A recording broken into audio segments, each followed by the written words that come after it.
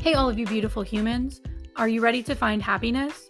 Welcome back to another episode of the Search for Serotonin podcast, the show all about destigmatizing mental illnesses, dismantling society's version of perfection, and helping you define your own meaning of happiness. Join me, your host, Carolyn Farrick, as I have open, honest, and vulnerable conversations about my own mental health and my diagnosis with OCPD, a perfectionism personality disorder. We all deserve to find happiness on our own terms, and we don't need to find happiness alone. So welcome to the Search Committee. Hey, all of you beautiful humans out there. Welcome back to another episode of the Search for Serotonin podcast. As always, this is your host, Carolyn Farrick, and I am so happy that all of you are joining me here for another week of the podcast. If you're new here, welcome. Hello. If you are watching on YouTube, you may be noticing that I am sitting in front of a different backdrop. That's because I actually finally have my office space back. So that's where I used to record the podcast when I first started. But then this summer, as some of you may know, my sister Olivia was staying with me. And so she kind of took over my office and it kind of became her bedroom for the summer. So I'm finally all moved back into my office and I ordered a fun little backdrop. So if you're watching on YouTube, like I said, you'll see the new backdrop that I'm working with. So I just wanted to add something fun, make it more visually appealing for people watching on YouTube. All right, let's get going with this week's topic. I am very, very excited to talk about everything that I have planned out for today because for me, this week's theme was really just, getting to the root of my OCPD, learning more about my perfectionism. It just so happened that I started watching a show that really reflected perfectionism and things that I relate to. So we're going to be diving into all of that. But before we do, I always like to start by just checking in with you guys. So I want to talk about a chapter that I read this past week. So the book that I'll be referencing is The Gifts of Imperfection by Brené Brown. And this concept for this book is letting go of who you think you're supposed to be and embracing who you are. So I thought, this book, is perfect for me because that's what I'm trying to do in my own mental health journey. And for me, a lot of my journey has been learning about perfectionism, acknowledging that I'm a perfectionist, and then trying to learn how to undo that thought process, which especially with OCPD can kind of be a challenge because with OCPD, your perfectionism is so intense that you don't even think that you have a problem. So acknowledging it is just a huge step in itself with OCPD.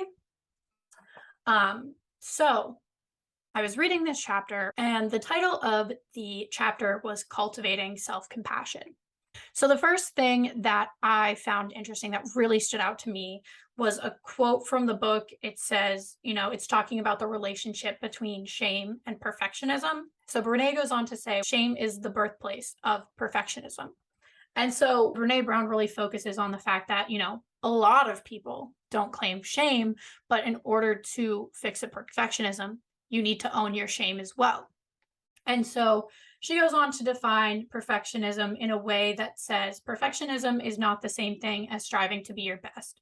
It is the belief that if we live perfect, look perfect, and act perfect, we can minimize or avoid pain of blame, judgment, and shame. You have this idea in your head that you need to please, perform, and perfect. And I relate to all of this, because I have felt this way my entire life. And I'm also somebody who shame really isn't in my vocabulary. I've never thought about shame. I've never even considered that when I'm deconstructing my emotions. And to hear that, perfectionism and this need to be perceived a certain way stems from this fear of being ashamed. And some of the ways that you can break out of this shame, judge, and blame is by replacing those actions with self-kindness. So just being more understanding to yourself, not being as quick to anger in certain situations. So if you get mad at yourself for doing something wrong or not doing it perfect. Instead of, saying you hate yourself and you wish you were smarter, just be like, you know what, we're trying our best. It's okay. We can keep trying. And then the last thing is mindfulness. So taking a balanced approach to negative emotions, so that feelings are neither suppressed nor exaggerated. I think this was all really interesting information. I read this chapter at the beginning of the week, and it definitely got me thinking about my own life and my own situation. And it actually played into what I talked about in therapy this week. So that's all I'm going to say about Brené's chapter for right now. So if anybody out there is also a struggling perfectionist, or you also have OCPD, go check out this book. It's really great. Once again, it is The Gifts of Imperfection by Brené Brown, who is a shame researcher. So she is backing this all up with facts and research she has done. I love her books. I love her podcast. She is a brilliant, brilliant woman. And if you haven't checked out her stuff, go read it. All right, that brings us into Therapy Think. So let's get going into that.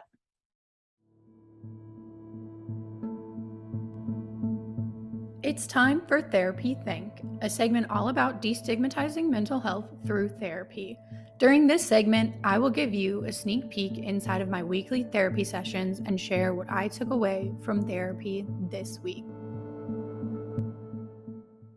So this week, like I mentioned in the intro, I really focused on my perfectionism. I read that chapter from Brené Brown's book. It got me thinking on a lot in my own life. And I was actually able to put that and what I learned last week in therapy into action this week to kind of get to some of my root causes of some of my long-term issues. So one day this week, I woke up, took Corbin to work, dropped him off downtown, did my normal routine. But for some reason that morning, I was getting angry over every little thing. My car didn't connect to Bluetooth. That pissed me off. I didn't do what I wanted to the day before. So I already woke up feeling behind, and that pissed me off. And so I was feeling all these feelings of anger. And I was feeling, oh my gosh, my emotions are going to take over today. And all of this negative energy is going to even push me back further this week. And so on my drive home, I turned off my music, I turned off everything, and I just kind of sat in silence. And I was like, okay, you can go home and you can push through and scramble and try and rush to get everything done like you always do, because you always feel behind, because your perfectionism makes you always feel inadequate and like you're never doing enough. But I was like, or you can recognize that your body is screaming at you and saying, hey, it's the same thing that's always happening. Can we fix this? Can we do something different?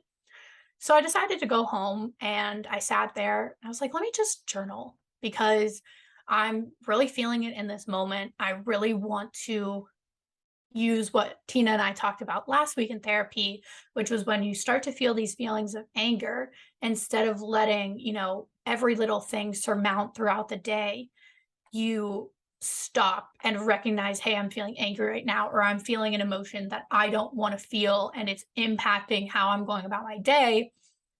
Stop and deconstruct that feeling. Where is it coming from? So I started by making a list in my journal. What are the things that made me mad today? My phone not connecting to Bluetooth in my car, not having stuff done the way I wanted it to at the beginning of the week. And so I wrote down all these things that were making me feel angry. And so then I started to think, well, what was going through your head when you were feeling these emotions? So for example, when my phone wasn't connecting to my car, what was going through my head? I was telling myself, oh, your phone can't even connect to your own vehicle. Like, your own vehicle doesn't even work for you. So why would anything else in your life go right? And into that spiral. And so I took each anger point, deconstructed it in that way, and then deconstructed those internal thoughts even further, because I'm like, how are these not true? Like, broke them down.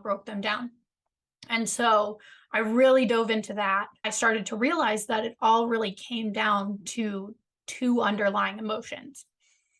And those two underlying emotions that it always came down to were trust and respect. And so I noticed that and I started journaling on those concepts. Why am I feeling a lack of trust in my life? Why am I feeling a lack of respect? And so I just started to journal on that. And I'm personally somebody who has a really hard time collecting my thoughts and expressing how I feel. And so writing it down, organizing it in lists and columns, and, being able to expand on that.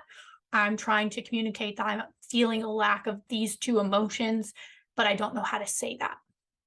And so I did this journaling and it was really, really nice because it took a lot of weight off of my shoulders. I was able to go forward with my day, get everything done that I needed to. I was able to go through the rest of the week and have a healthy, productive, and balanced week where I worked when I was supposed to. I rested when I was supposed to. I didn't push myself too much. And about a day or two after journaling, I kind of sat on these emotions and processed how I felt about them and, dismantled more of like, why is this true for me? How do you express this to other people?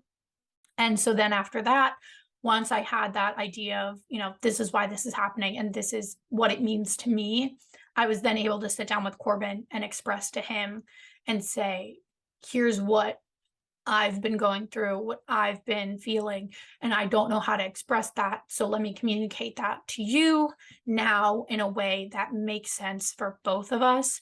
And I also, said, this is what this taught me. This is now things that I want to focus on to notice in my daily life that I can work to improve on. And it started a really nice conversation between me and him. So, yeah, that was good because, like I said, I was able to deconstruct what I learned last week, put it into play, and have it actually help me stop getting back into that cycle of anger and frustration and then self blame and self shame of like, oh, you didn't do what you needed to. But I instead stopped, processed the emotions, got to the root of the issue, and then was able to proceed forward in a healthy way. And then finally, sit on that and then communicate that in a way that made sense. So now moving forward, when I identify these same patterns, instead of being like, oh, I'm angry or I'm not good enough as a person, I can realize that, hey, it's just a trust issue or like a lack of respect issue. And you can communicate that instead of jumping to all the other emotions because now you actually know what you're feeling. And so, yeah, that was just like really cool. Tina and I had a great conversation about that and how to move forward and continue to, you know, tell myself I'm doing the best that I can. All right. So that is therapy thing. Let's get cracking on mental media.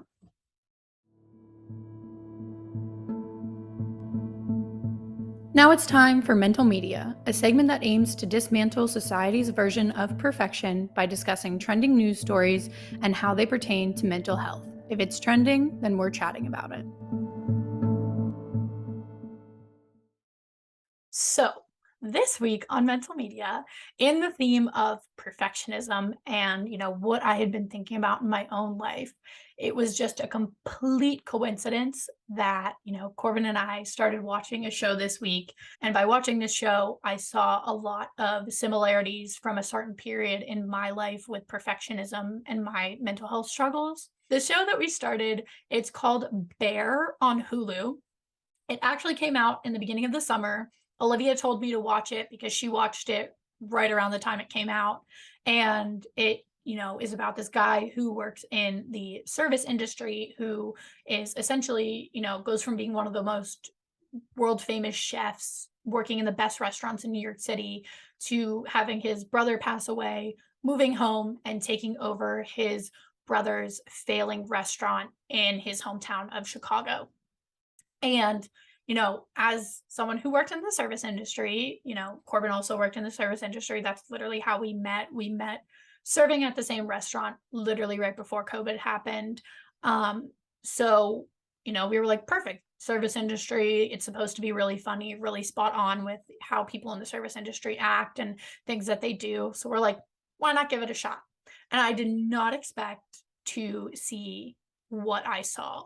I expected, yeah, to see, the accurate representation of a back of house staff and, kitchen innuendos that only people in a restaurant know. But I was so surprised when I saw how many mental health undertones that they were portraying. And I think it's really important that they did portray the service industry in this way because, at least for me, it was very honest, very accurate. And I personally don't think you can talk about the service industry without also talking about mental health. So there is mention of anxiety. The one member has anxiety medication that he's prescribed that he talks about.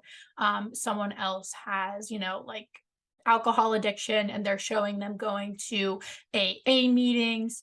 And they show, the person who is addicted to alcohol, the withdrawal symptoms that they go through when they start to shake. They get anxiety. They can't, breathe correctly. Um, and then they show the insomnia, being not able to sleep, but then also like passing out at the worst possible moments. And then like that struggle of like never being rested, but always needing to like go, go, go. I thought it was interesting about the addiction perspective because I think the service industry, if you aren't already drinking and doing drugs, it's going to push you to drink and do drugs. Um, it gets to that point where the service industry becomes so demanding of your body, so demanding of your mental, so demanding of your time. Like when I was working in the service industry, I was working like 40 or 50 hours a week, and I was only supposed to be a part time employee. Um, and I was doing way more than my job title, and it drives you to this place of, fearing not being perfect. You have so much anxiety around the environment you're going into because you never know what it's going to be like. In the show, they show the people who work at this restaurant going from, laughing and giggling and all having inside jokes to screaming, calling each other pieces of shit, fighting, the one person stabs another person. Like it goes from complete 0 to 100 in like 0.3 seconds, and the environment can change on the drop of a dime. And so you never know what environment you're walking into, and that makes you so anxious because you don't know what you're going to do that's going to make you get yelled at that day. You don't know who's pissed and for why, and if you what you say is going to set them off. And just the accurate representation of the chaos and the worry and the, need to be perfect so you don't get screamed at, I related to so much.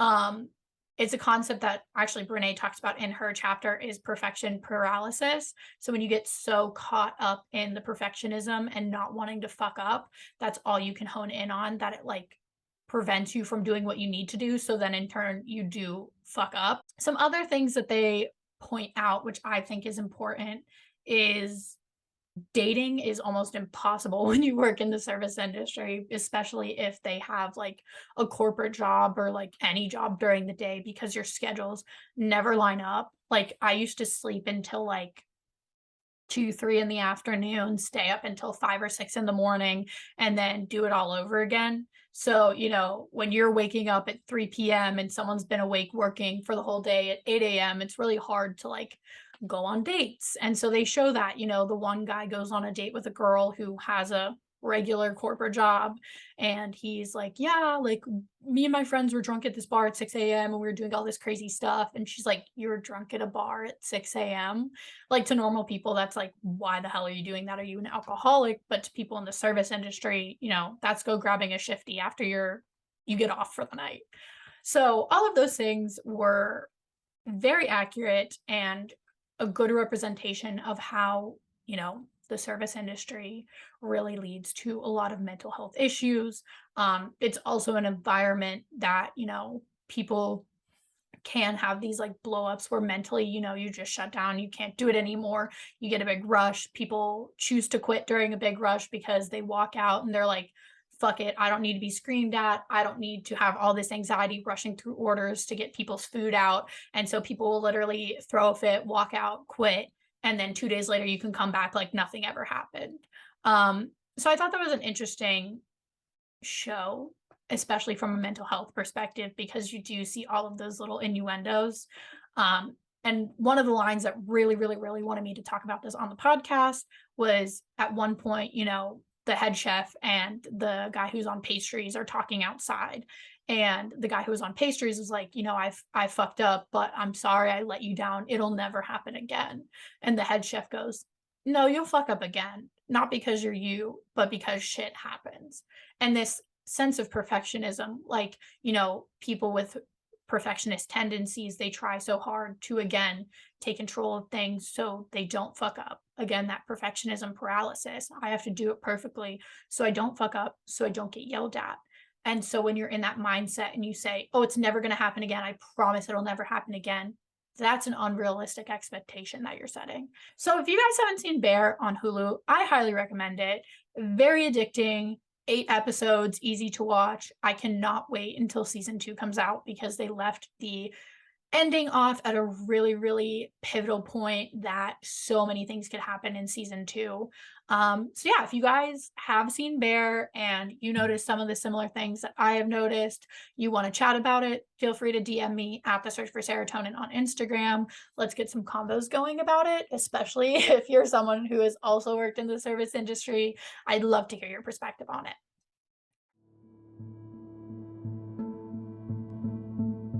Our final segment of the week is Serotonin Script. This segment is all about filling your weekly prescription of serotonin. I will share what sparked serotonin in my life this week to hopefully inspire you to find your own version of happiness. If you want to share how you searched for your weekly dose of serotonin, then DM at the Search for Serotonin on Instagram to be featured on next week's segment of Serotonin Script. This week, my source of serotonin was 2 key pieces that took place this week. So the first thing that I really, really, really needed to do for myself that I actually had some time to do this week/weekend was take naps. But this week I was able to, like I said, slow down, figure out my emotions. I was able to be like, hey, your body's tired. You've been doing a lot lately. You got what you needed to done. And so now you can just relax and go take I took, some 20, 30-minute rest throughout the week. But this past weekend, I was able to take a 3-hour nap over the weekend. And it made me feel so good. And then the next, night that I went to sleep, I was able to, sleep in past 8 o'clock, which doesn't happen for me much either anymore. So just taking that time to slow down and realizing that, hey, I can enjoy myself, I can take a nap, I can sleep in. And I don't need to feel guilty about that or put myself down or judge myself for that. Um, it was really good for me mentally and physically. Another thing that brought me so much serotonin this week, on top of the rest aspect, was me and Corbin did a big clean out this past weekend. We took some time over the weekend to just sit in our bedroom, go through our clothes, make giveaway bags that we wanted to donate to Goodwill. And then we threw a bunch of stuff out. We ended up with 3 Goodwill bags and 3 bags of trash. And that was just from our bedroom alone. I still have to do my office space, some things in the basement, and some other places around the house. But taking the time for the first time in probably years to just go through all of the stuff in my life and just be like, hey, get rid of what you don't use anymore. This isn't something you need to hold on to, and kind of just make space for some new. So the combination of taking naps, which was, slowing down and, taking the time to assess how I was feeling, to recognize what I need to do to move forward to become who I want to be. And then the cleaning out aspect was really just me, letting go of holding on to who I was in the past and making that space. So now that I'm able to slow down and really focus on what I want to do and who I want to be, cleaning out my life has now made space for the new person that I want to become. I thought that was a really cool thing that I was able to do this week, on top of dismantling all of the perfectionism. It really all just came full circle for me this week. So if you've been feeling, a little out of control, you feel like, you're in this in between space of, I'm trying to shed my past and move into something new.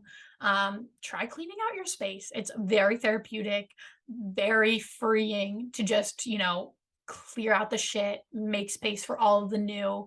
And right now, at this time of the year, I feel like it's such a pivotal point to do that as well because we're transitioning from summer into fall. And, I'm a big fall person. So I feel like fall's my time to like really shine. So for me to also just start my fall off with a clear, fresh perspective, a clear, fresh space, I am ready to go.